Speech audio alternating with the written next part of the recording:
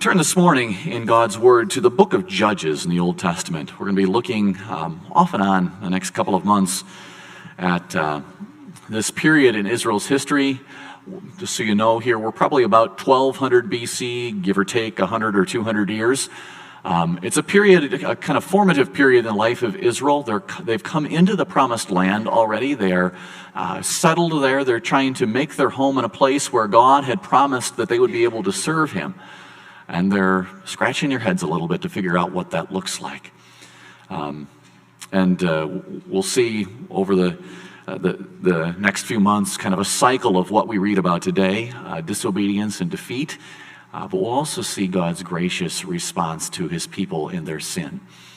Judges 2, verses 6 through 19 as our text today. I think I said, but if I didn't, 234 in your pew Bibles, page 234. Hear the word of the Lord. After Joshua had dismissed the Israelites, they went to take possession of the land, each to his own inheritance. The people served the Lord throughout the lifetime of Joshua and of the elders who outlived him and who had seen all the great things the Lord had done for Israel.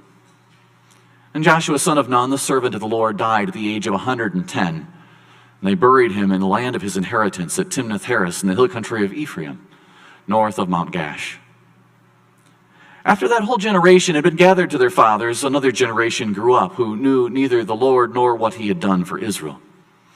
Then the Israelites did evil in the eyes of the Lord and served the Baals. They forsook the Lord, the God of their fathers, who brought them out of Egypt. They followed and worshipped various gods of the peoples around them.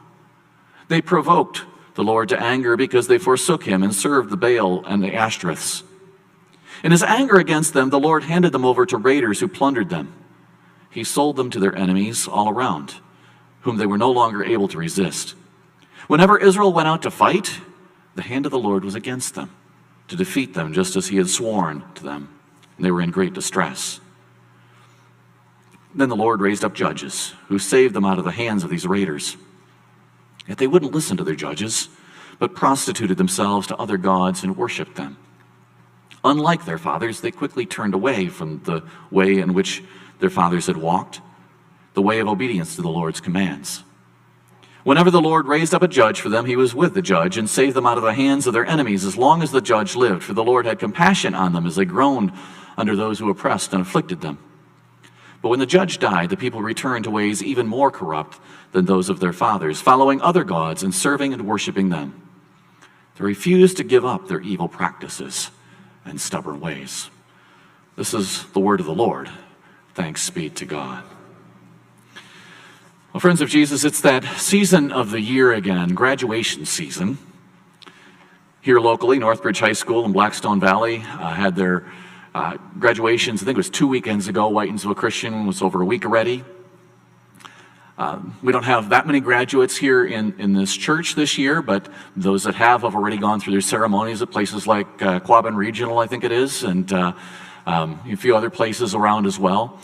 Colleges, of course, have been out for most of them a month or more already, and so those graduates too have already been recognized. And graduation, of course, is a time of reflecting on who we are and what we want to become, or what we want our children or our grandchildren to become. And over again this time of year, we hear speeches, right? We hear speeches about the future. We're told that those who are graduating should seek to become the greatest generation. Now, I don't use that phrase necessarily to refer to what Tom Brokaw book of a couple decades ago referred to, the World War II generation, but to similar values, to be people who are dedicated and committed and who will sacrifice and serve their neighbors. Generations, those who graduate, are always told that they should be a generation that changes the world, that fights for justice, that knows how to utilize the technologies of our day for good, that doesn't just live in the shadows of those who have gone before. Well, what we read about this morning is, in a sense, a graduation. Israel has now finished their wanderings in the desert where they were for 40 years under the leadership of Moses. And now under the leadership of Joshua, they've come into the promised land, this place where God had told them that they could flourish and develop and live as his people. And now they have to figure out how to live the rest of their lives. And what we have here is a snippet of this greatest generation, those who lived during the lifetime of Joshua and the elders who outlived him, who had seen all the good things the Lord had done for Israel and who served the Lord. But then we're also told in this chapter that soon things begin to fall apart and go downhill. This nation that started out with so much promise falls into cycles of disobedience and defeat. Now, some of you know the end of the story. By the time we get to the end of the book of Judges, nobody is even really thinking about God anymore, because everyone is doing what is right in their own eyes. Everyone does as he or she sees fit. And we look at this and we say the hopes and dreams that this generation started out with as they graduated, as they came into the land, seem to have just fallen apart. The next generation and the generations after that feel like they fall so short of the achievements and the faithfulness of the previous generations. And throughout the book of Judges, we're going to ask ourselves, what happened? Because it's not a pretty story. Although it's probably a story that's a lot closer to our own day sometimes than we would like to admit. But we want to start this morning by recognizing that it didn't have to be this way, that decline is not inevitable. The book of Judges tells us that the greatest generation, quite simply, is the generation that remembers God, which means that any one of us, any generation, has the ability to stop that cycle of disobedience and decline. Every generation has the potential to be great. So as we explore this morning what it takes to be a great generation, we want to look first at two characteristics of a great generation. We read in verse 10, "Another generation grew up who knew neither the Lord nor what God had done for Israel." Now that's stated negatively, but if you flip it around, it gives you a pretty good idea what kinds of things we need to do in order to be great. To know the Lord, to know what he has done for his people. But of course, what does it mean to know the Lord? The book of Deuteronomy chapter 6, describes the basis for Israel's faith. The Lord our God, the Lord is one. Love the Lord your God with all your heart, with all your soul, with all your mind, with all your strength. Knowledge of God is based in relationship with him. It's based in love for him. It's based in understanding his love for us. See, the problem was that Israel didn't merely forget about God, they forgot God. They treated God as if it didn't matter whether he existed or not, whether God were loved or not. And I think a lot of us have kind of a similar, we know what it is to live this way. Many of you are on social media, right? I'm on Facebook. I have a lot of Facebook friends. Realistically, for a good chunk of them, it doesn't matter really whether to them whether I exist or not, or to me whether they exist or not, because we're not living our lives side by side. We're not living our lives in a way that we're interacting with each other. And that's what happens to Israel with God. It's not that they forget that God exists somewhere, but he's like a Facebook friend far away, where, every once in a while he pops up in their news feed, but really he doesn't make a difference in their daily lives. See, Israel's lack of knowledge was not an ignorance of God's existence, but it was a deliberately ceasing to care what his existence meant for them day by day. And the text records in a series of pointed verbs what happened to Israel. They forsook the Lord, we read in verse 12. They followed and worshipped other gods, we read in verse 13. They served the Baals and the Ashtoreths of their Canaanite neighbors. We're told in verse 19 that even when God tried to get their attention, that they soon returned to their evil practices and stubborn ways. Now, of course, we don't have Baals and Ashtoreths around with us so much today, but these are gods that demanded a lot of their worshipers. It wasn't unheard of to have ritual prostitution or child sacrifice in the ancient world, in the worship of these gods. These gods would demand so much of your crops and so much of your energy and so much of your devotion. You would literally have to debase yourself, falling on the floor, in order to get the attention of the gods and try to get them to do whatever it was that you wanted, to bring the rain on your crops, or to make your animals healthy and well, and to continue to grow the size of your flocks or your families. It demanded a lot of you. And the disgust that the author of Judges had for these practices shows through in verse 17, where he says that Israel prostituted themselves to these other gods. We get the impression here, we're told in no uncertain terms that they didn't just kind of casually notice that these other gods were around. They put a lot of effort into serving them and into rejecting God. But there's more. Not only did they not know God, they also forgot what God had done for them. Now, of course, these two things go hand in hand. When we don't care anymore about whether or not somebody exists, we don't really care about their story, right? Those social media friends who live at a distance that you haven't seen, since high school 20 or 30 or 40 years ago, maybe a few of them you kind of keep up with their stories, but most of them, you don't go seeking out their stories. You don't really care what their story is. I mean, not like in a bad way, but it just doesn't affect you. And that's what happened with God. When the people of Israel stopped caring whether or not God existed, they stopped seeing him work on their behalf. The stories of the past, where he had cared for them in the desert and led them into the land of Canaan, all those stories became just that, stories shrouded in the mists of history. And the following generations lost the vision of the first generation who had, in the words of verse 7, seen what God had done. Now, the ironic thing is, if anything, this generation that's living in the land should have seen it, right? They were living there. They had the benefit of enjoying every day the things that earlier generations could only dream of or had to fight for. And yet the things that they enjoyed in the promised land become so routine and so ordinary that they stop seeing God's hand in them. We get to chapter 3, a few verses beyond what we read this morning. The basic behavioral problem that Israel has is described this way. They lived among the Canaanites. They forgot God, they forgot what he had done, and they no longer saw any difference between people who were supposed to belong to God, people who said they belonged to God, and people who had no interest in God. They imagined that they could openly endorse immorality and do whatever they wanted. And then they wondered why things started to fall apart. They wondered why God would get upset when they weren't living in the way that he instructed them to live. Now, of course, we might read this today and think, well, this is an old story, right? This is a couple thousand years ago. It doesn't really affect us today because we're not Israel. We're not doing what they're doing. I mean, drive around Northbridge. When was the last time you saw a Baal or an Ashtoreth? Anybody? I haven't seen too many. There's no temples to, pagan gods sitting on Church Street or on Main Street here.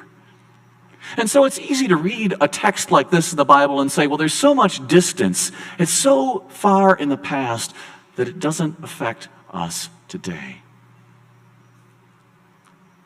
But while we don't have the idols, the statues that the people of Israel were tempted by, we do have the temptations that those statues stood for, because those statues stand for something. We chase after possessions. The statues were a way of getting physical pleasure or success. The statues were a way of having family life thrive or having businesses flourish. We too can pursue meaning in religious ritual and perfectionism, all of these things that the idol worship was designed to deliver. And we can hear this in the stories that are told in our culture, right? You just think about some of the things that are said at graduation speeches. Now, I don't mean to say that all graduation speeches are bad, okay? There's lots of good things said in graduation speeches. But there's also things that said like this: go after what you want. Don't worry what others think. Fight for a seat at the table. Even better than that, fight for a seat at the head of the table. There are no limits, and if anyone tells you there are, they're just wrong. Now, of course, there's elements of truth in a lot of those things. But when those statements are not framed in light of our relationship with God, they lead us in the wrong direction. And we set aside then the stories of God's work in our lives, and we exchange them for this story, the story that says that I, or you, are the center of the universe, that each one of us gets to write our own story, and that story has nothing to do with the story that God is writing in history. We come to believe that there's nothing distinctive about following Christ. Nothing that has to be different in our lives than in the lives of our neighbors for whom It doesn't matter whether God exists or not. And then when we face troubles, we wonder why we get caught in cycles where God doesn't deliver us, where we get caught in cycles of despair and defeat. To follow God, I think, is to recapture a sense of wonder and amazement about God and his work in the world. The first funeral I ever did was for a woman who died in the church that I served in my summer assignment in Minnesota about 16 years ago. And I still remember it. Maybe it's just because it was the first funeral I ever did, but I remember it too because I had had a visit with this woman about 3 or 4 weeks before she died. She died of a heart attack, so there wasn't really a lot of warning that was going to happen. Now, this woman was, pretty ordinary, typical member of the church. She wasn't, hadn't been prominent in the community in a lot of ways. She had just kind of faithfully done her thing. She was, I think, in her mid-70s, maybe had a high school education, had raised her 6 kids in town, never really traveled very far. She had worked for 40 years as an aide in the nursing home. But in my one visit to her, what sticks out is that she said something that I still regard as one of the most profound summaries of the gospel message that I've ever heard.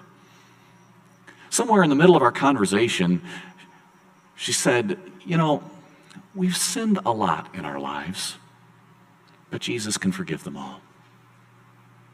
And she went on to whatever else we were talking about. But that stuck with me. We've sinned a lot in our lives, but Jesus can forgive them all. And what I heard in that was a sense of wonder, a sense of awe, that God would pay attention to someone like her. Someone who'd made a number of mistakes in her life, I don't know what they were, but someone presumably who could look back at her life and say, you know what, I haven't always gotten it right. Maybe I've messed up really bad some points, but I know that God loves me. And to be a great generation, the book of Judges tells us, means that we remember that God, and we remember what he has done for us, for you and for me. Judges describes how easy it is to lose a commitment to the way of obedience to the Lord's command, but in understanding who God is, we begin to listen to God in a different way. When we start from a place of relationship to God, remembering God, when we recognize the goodness and the character of a God who has forgiven us and paid for our sin in Jesus Christ, then we start to pay attention in a different way to the commands of God too, understanding that maybe, just maybe, a God who loves us this much, would not tell us something that were not for our good, even if it's hard. And some of God's commands are hard, aren't they? Honor your father and mother. I think any kid knows that there's times where it's a little harder to do that, isn't it? But do you know that what my mom and dad try to, they're trying to restrict me, they're trying to keep me from doing the things that I want to do. How can I honor them? Honor them. Set aside the thoughts of pleasure and attraction I feel. Well, wait a second. How could God want me to do that? Wait, or does never have a chance to fulfill some of those perhaps? Does God just want me not to have joy and happiness in my life? No, God doesn't. He does want you to have those things. But he knows it will be most fulfilled within certain limits. Watch the way that I use God's name. Well, we say, those are just a few harmless words. Everyone around us is doing the same thing. Does it really matter how I speak of God? And so on and so forth. We could go down each of the 10 commandments and find an excuse that this one really doesn't need to apply to us, to my situation. And the reality is that even the 10 commandments start with a sense of wonder about who God is and what he's done. Russ read that for us a little while ago. I'm the Lord your God. What kind of a God is he? I'm the Lord your God who's looking to just zap you into your chair the minute you do something wrong, right? No. I'm the Lord your God. I brought you out from a place of slavery. That's why I give you these instructions. And so when we hear it from that standpoint, we start to ask ourselves, do we know that God brought us out? What's God delivered you from? What's God maybe in the process of delivering you from? Is it your anger? Maybe it's your bitterness. Maybe it's your jealousy of somebody else, your neighbors, your brother, your sister, what they've accomplished. Maybe God's brought you out of a struggle with lust or addiction or finance or gambling or something like that. Most of us, I think, can tell a story of where God brought us.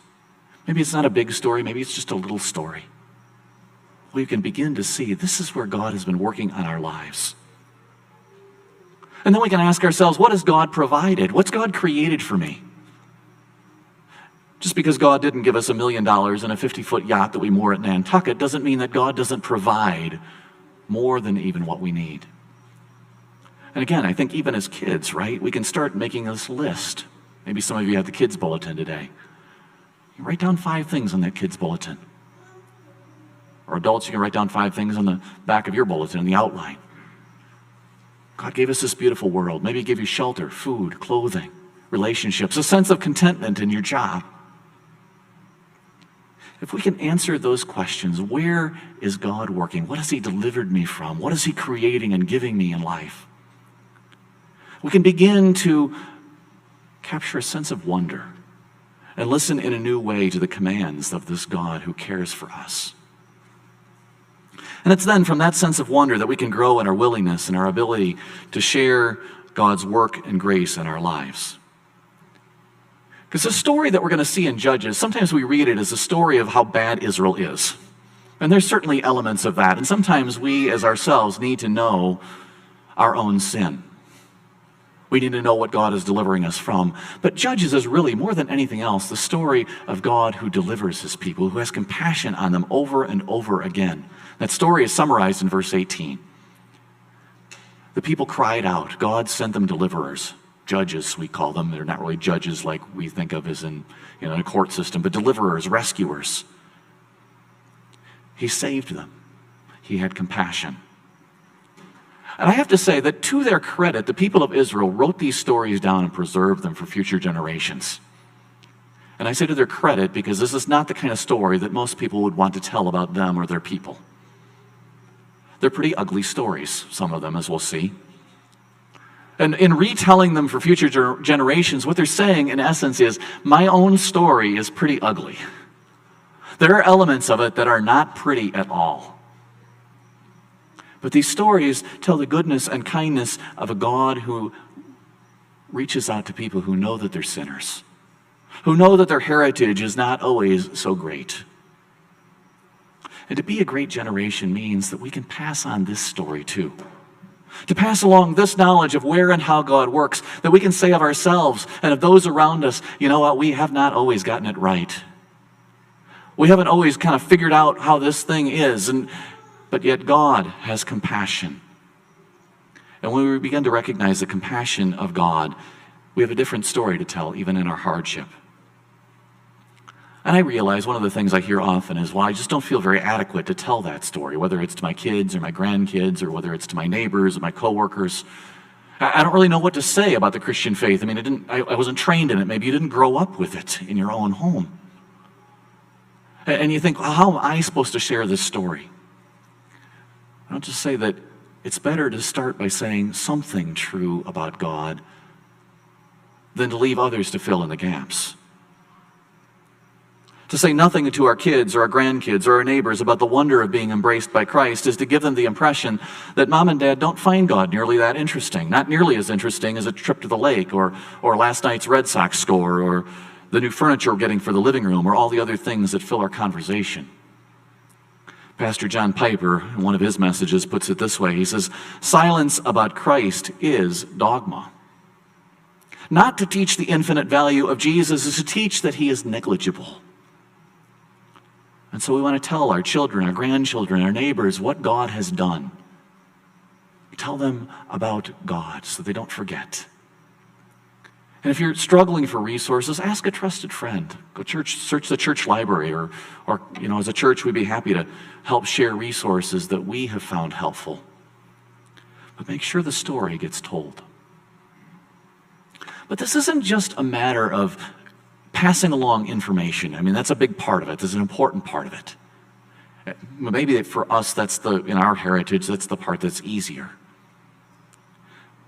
But telling what God has done doesn't just mean stuffing information in our heads and memorizing the kings of Israel or the apostles in the New Testament. It also means living in such a way that the story of the Bible tells of salvation, makes a difference clearly in what we do. And again, we can ask ourselves some of the same questions we asked about the Ten Commandments. How does God's generosity inform what you do with your money or your time? And just to take one example, we have a basket in the back for the food pantry that I know some of you donate to faithfully. Why do we do that? We do it because we see a God who feeds us and provides for our needs. And so part of our response to that is to say, you know what, from what God has given me, I'm willing to pass that along to others so that other people around me can see the goodness of a God who feeds them. Or ask, where does God's passion for justice push you to get involved in advocating for righteousness in the world today? You know, it's easy to say, you know what the droughts in Africa or the plight of refugees in Central Asia, that doesn't affect me, and so I don't really need to care about this. And obviously one challenge in our world today is there's easy to get so much information that we can get overwhelmed very quickly. But what just maybe one or two causes capture our attention so that we say, you know what, because God cared about me, because God cares about those people over there, I can care about them too, and I can get involved in trying to raise my voice for those who can't raise theirs themselves. Where does God's patience with your feelings inform your attitude towards a neighbor or a classmate, or maybe your kids or your parents when they drive you crazy? Again, I think most of us, if we're honest, would have to admit that there are times where we're not so easy to live with. That we take a while to get it. Maybe we fall into the same cycles we're going to see in Judges of disobedience and defeat. And we too need God to get our attention. But he does so graciously and compassionately. Not letting our sins go unnoticed, but not punishing over and over and over again. And so how do we do that for those who are in our circles as well? See, once you start seeing how Christ's love shapes your actions in a given situation, we can see that no financial transaction, no interaction with a coworker, no moment with our kids or grandkids lacks the potential to tell God's story. Now, as we'll see in coming weeks, the pattern in the book of Judges demonstrates that God does continue to heal his people even when they forget all the stuff that he did for them. It is difficult sometimes to give up what verse 19 calls our evil practices and our stubborn ways. But God's grace in Jesus Christ is even more powerful. God doesn't just invite into his presence those who feel particularly holy or who have conquered every sin in their lives to come to him. He invites those who call out to him for help. He invites those who look around and see what a mess they've made by serving and worshiping the gods of our land. And the process of knowing God and his actions on our behalf is part of that is the ability to point these things out to each other, to reflect together on what God is doing in our hearts through our congregation in our world. So in all the charges to graduates this season, the question really isn't how you're going to live right now in this moment of transition. That's a small piece of it, but really the question is, how are you going to live when life settles down?